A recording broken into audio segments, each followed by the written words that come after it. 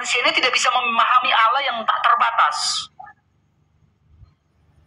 Tetapi bagaimana manusia yang terbatas ini, yang berdosa ini memahami Allah yang tak terbatas, dengan Tritunggal lah kami memahami Allah yang tak terbatas. Ya.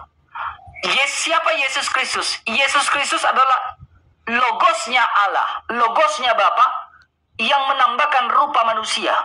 Sehingga kami percaya Allah yang tak terhampiri, Allah yang batin, itu tak terhampiri, transenden. Kami percaya Allah juga yang zohir, Allah yang tampak yang kami kenal di dalam Yesus Kristus, karena logosnya yang menyatakan diri, yang menambahkan diri menjadi rupa manusia.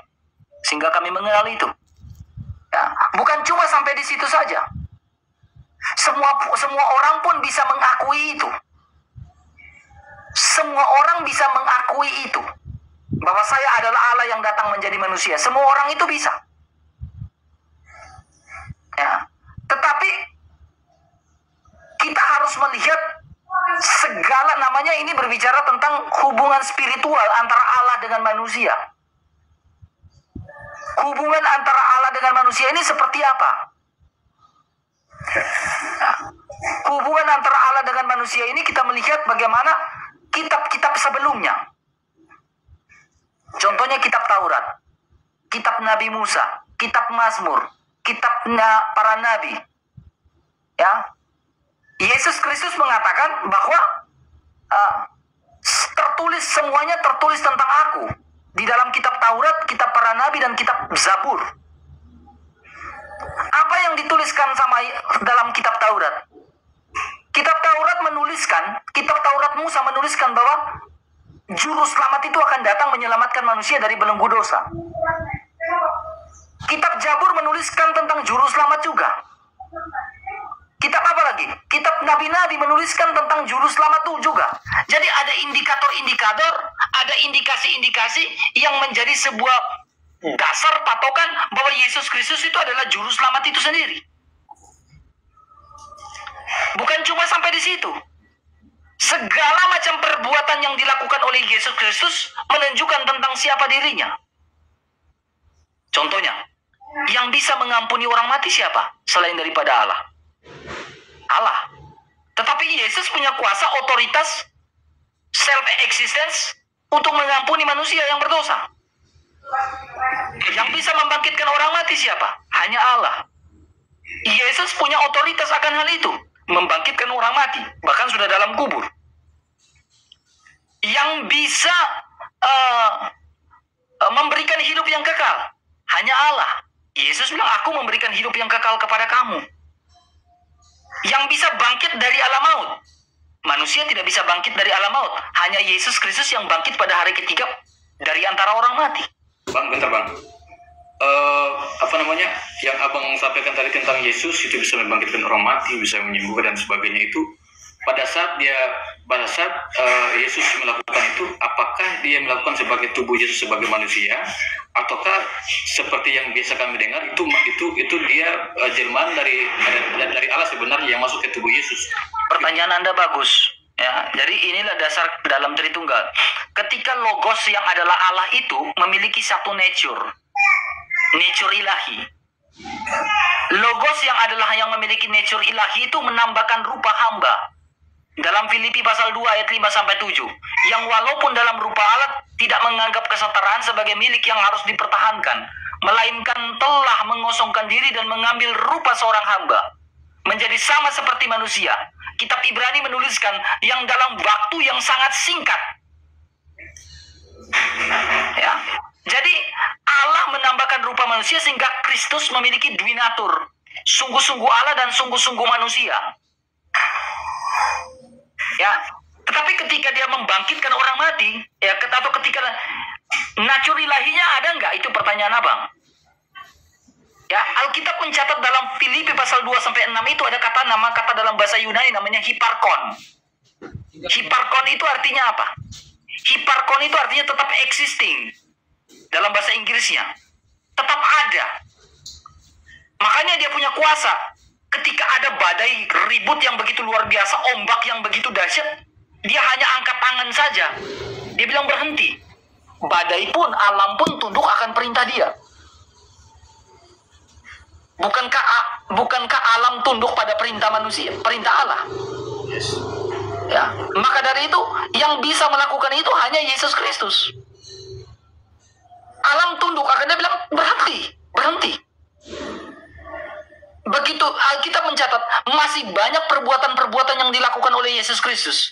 Tetapi kalau kami mencatat semuanya itu, satu isi dunia ini tidak sanggup membuat apa yang kami catat tentang Yesus Kristus. Oke, Bang. Itu kan tadi satu sisi, Bang, ya, ketika Yesus memperlihatkan kelebihannya dengan berbagai macam yang Abang sampaikan tadi, ya. Itu berarti ada ruh yang menyatu dengan tubuh Yesus. Itu yang disebut Allah. Nah, pada saat posisi misalnya Yesus disalib itu gimana, Bang? Oke. Sorry, Bang. Ya, saya Gak apa-apa. Itu pertanyaan bagus. Gak apa-apa. Saya udah terbiasa dengan hal seperti itu. Jadi posisi disalib itu, ya, Alkitab mencatat dia mati dalam keadaannya sebagai manusia. Ya, Allah bisa mati nggak? Allah kan adalah roh, goib. Bagaimana Allah bisa mati? Bagaimana Allah bisa dipakukan? Sang Bapa yang transenden itu memangnya bisa dipakukan? Kan nggak bisa. Ya, makanya Alkitab mencatat dia mati dalam keadaannya sebagai manusia. Karena Allah tidak bisa mati. ketika disalib, Firman Allah itu kekal. Ya, firman Allah itu kekal. Yesus adalah firman Allah yang kekal. Ya, contohnya, buku ini kekal nggak? Alkitab ini kekal nggak? Alkitab ini nggak kekal. Karena buku, kertas bisa dibakar, tapi isinya kekal gitu ya. tapi isinya kekal. Yesus Kristus mati dalam keadaan sebagai manusia. Ya, dia adalah firman Allah yang kekal. Makanya dia bangkit pada hari ketiga. Dengan tubuh kemuliaan, tubuh yang baru, tanpa darah, tanpa darah, tanpa air. Jadi tubuh tanpa darah yang bisa menampakkan diri, tubuh tanpa air yang bisa menunjukkan diri. Bahkan ketika dia bangkit dari kematian, para rasul bilang apa? Hantukah itu? Lalu Yesus bilang apa? Apakah hantu memiliki daging dan tulang? Nah, kalau kamu tidak percaya sini, tusuk. Jadi ada satu murid namanya Thomas menusuk di bekas paku itu. Dan juga bekas ini, lambungnya. Ketika dia menusuk, ya, Thomas langsung tersungkur dan bilang, "Ya Tuhanku dan Allahku." Dia baru menyadari bahwa di hadapan dia itu adalah Pantokrator, Maha Kuasa, yang dijanjikan.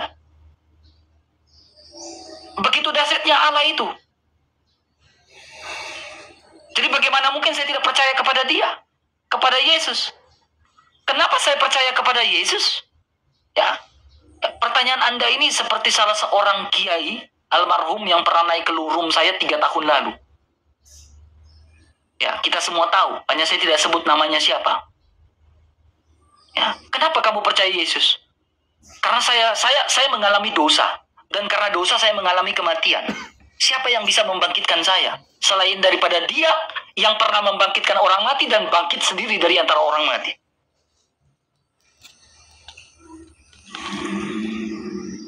Makanya dia bilang, akulah kebangkitan dan hidup. Nah, Bang, berarti fungsi-fungsi ketuhanan yang dimiliki Yesus itu berarti itu atas ruh Bapa ya? Ya, dia selalu bilang iya Bapa. Tetapi ada hal dia bilang iya Bapa, ya, ada hal dia bilang dalam namaku.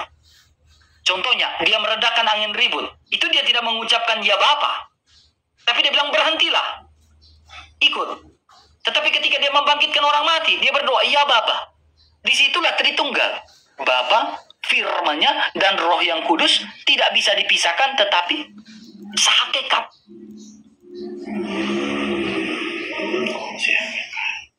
Sehakikat. Tidak bisa dipisahkan.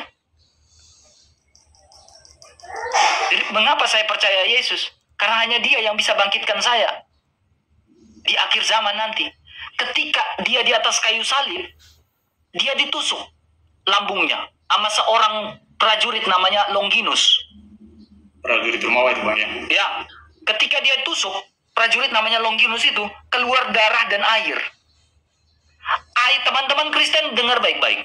Air yang keluar dari lambung Yesus Kristus ini, ya, itu melambangkan baptisan. Darah yang keluar dari lambung Kristus ini melambangkan Ekaristi atau perjamuan kudus.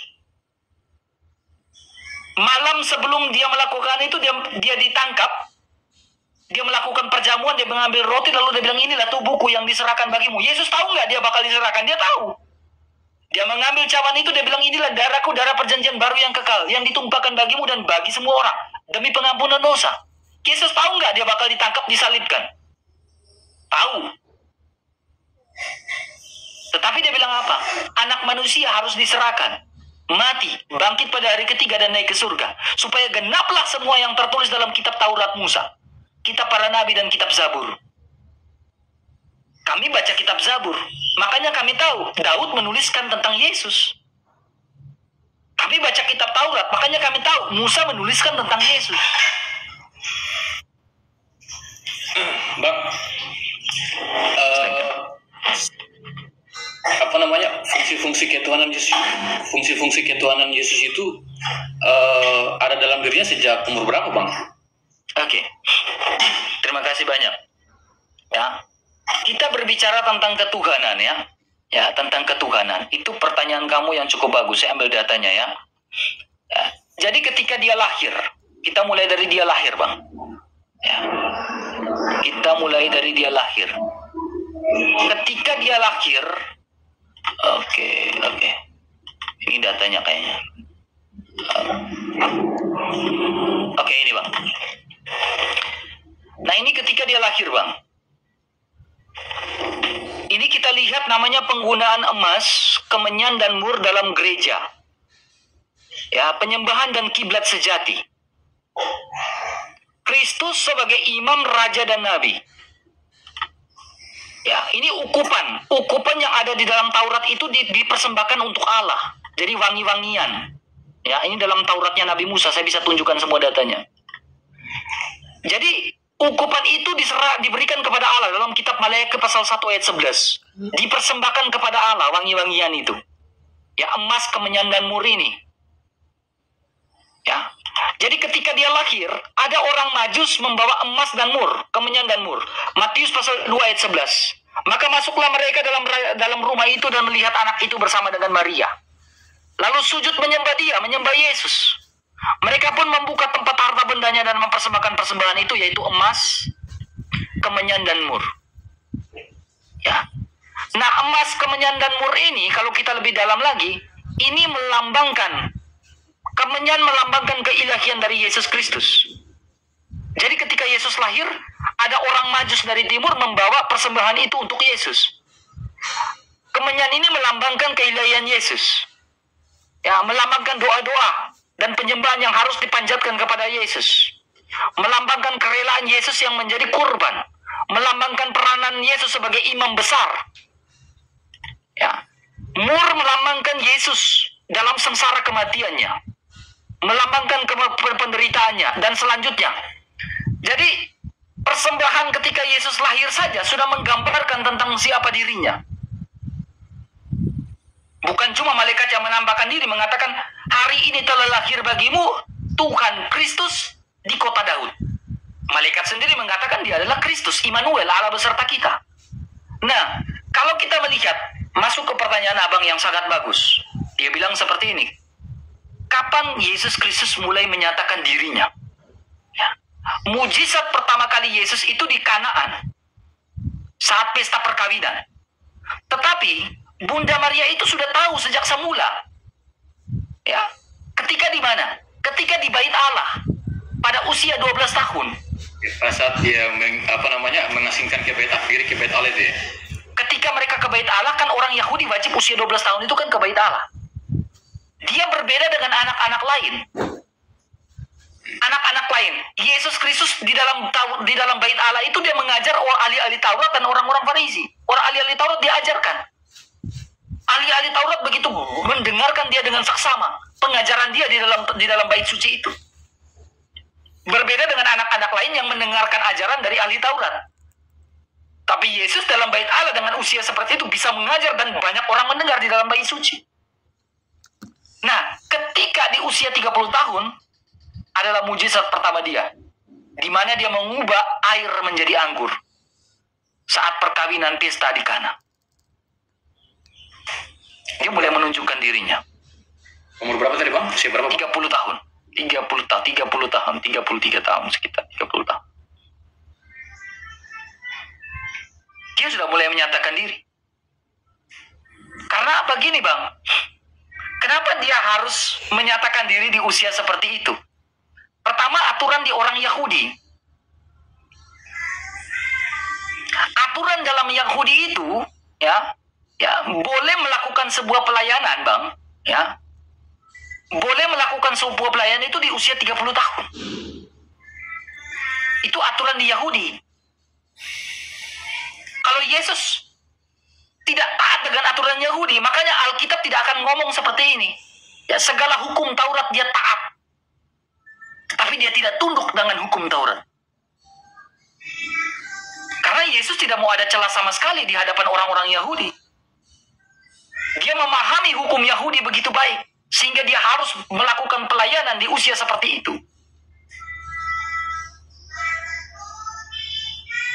Dia tidak mau dikatakan gagal loh dengan hukum Yahudi. Karena hukum Yahudi itu memiliki sifatnya gini. Jika kamu taat, kamu diberkati. Jika kamu tidak taat, kamu dikatakan terkutuk.